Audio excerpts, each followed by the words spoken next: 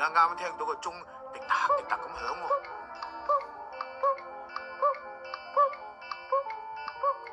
佢知道有啲嘢要做嘅，但係維尼呢係一隻冇咩腦嘅熊仔，所以佢諗嚟諗去都諗唔到應該要做啲乜嘢。你諗到要做乜嘢啊？我都諗唔到啊！再諗下先。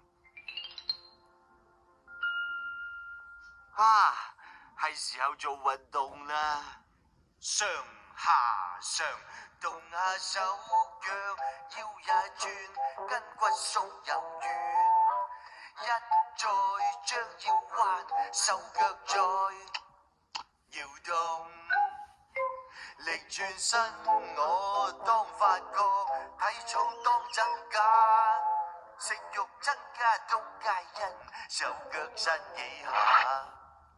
哎喲，爆胎貼啊！好得多啦，唔該。但有啲唔妥啊。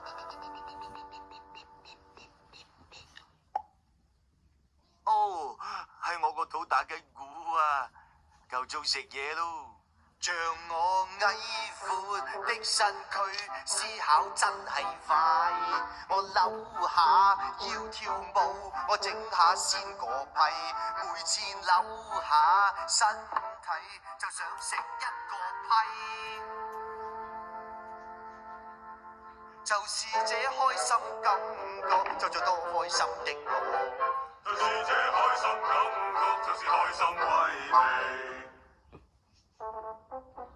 哦，弊啦，呢次弊啦，又剩翻咁少蜜糖咋？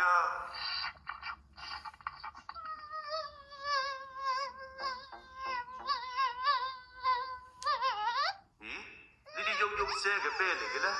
據我所知，可以發出嗡嗡聲嘅動物呢，就淨係得蜜蜂嘅咋。而蜜蜂嘅最大責任就係去採花蜜啦。